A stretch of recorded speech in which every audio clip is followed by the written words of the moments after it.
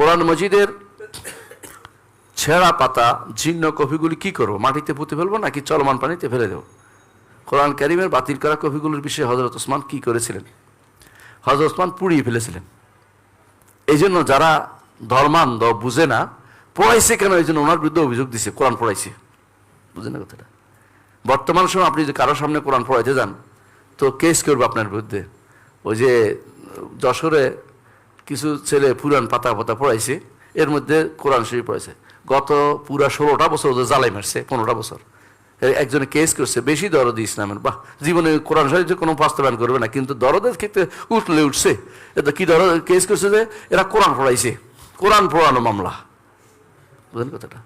এই জন্য যদি এগুলো পড়াই, এগুলি নিয়ম হচ্ছে পুড়িয়ে ফেলা। মদিনাতে একটা কোরআন প্রিন্টিং প্রেস আছে, আপনারা জানেন। ওইটাতে কি করে, যে সমস্ত কোরআনে কারিমের সুন্দর হয় নাই, এই প্রিন্ট সুন্দর হয় নাই, এগুলো কি করে পোড়াইয়ে ফেলে। একটা জায়গা আছে মাহরাকা বলে, ওইখানে দিলে পুড়িয়ে যায়। আর এগুলি যদি কোনো এখন খাইয়ে ফেলাছেন কিনা, একটা মেশিন আছে, এটা দিলে ফুরুত করে খেয়ে ফেলে। ওইটা দিলে খেয়ে ফেলে আরো ভালো, কারণ এটা সম্মানও করেন না, পড়েনও না, ঘরের মধ্যে রাখে দেন। এরপরে কি করে আনে, চুরি করে মসজিদে রেখে যায়, যে মসজিদওয়ালা যা ইচ্ছে তা করুক। অনেকে এটা করে।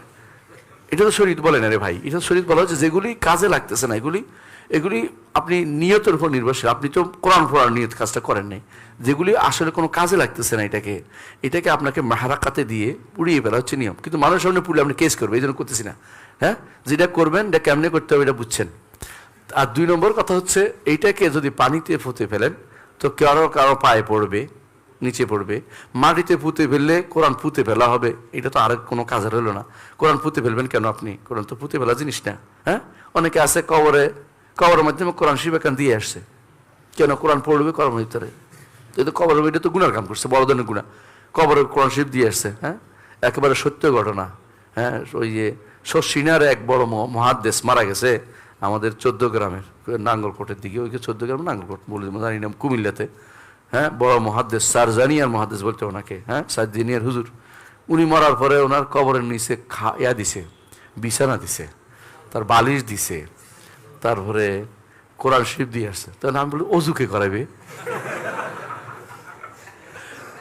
কি, অজু লাগবে না, কোরআন শরীফটা পড়ে ফেলবে? হায় হায় রে, অজুর পানি দিয়ে আসবে কেন? আর অজুর পানি দিয়ে অল্প স্বল্প দিতে হবে, কল বসাই দিতে হবে। কারণ নাহলে কি হুজুর প্রতিদিনকে 1 দিন নামাজ পড়বে নাকি?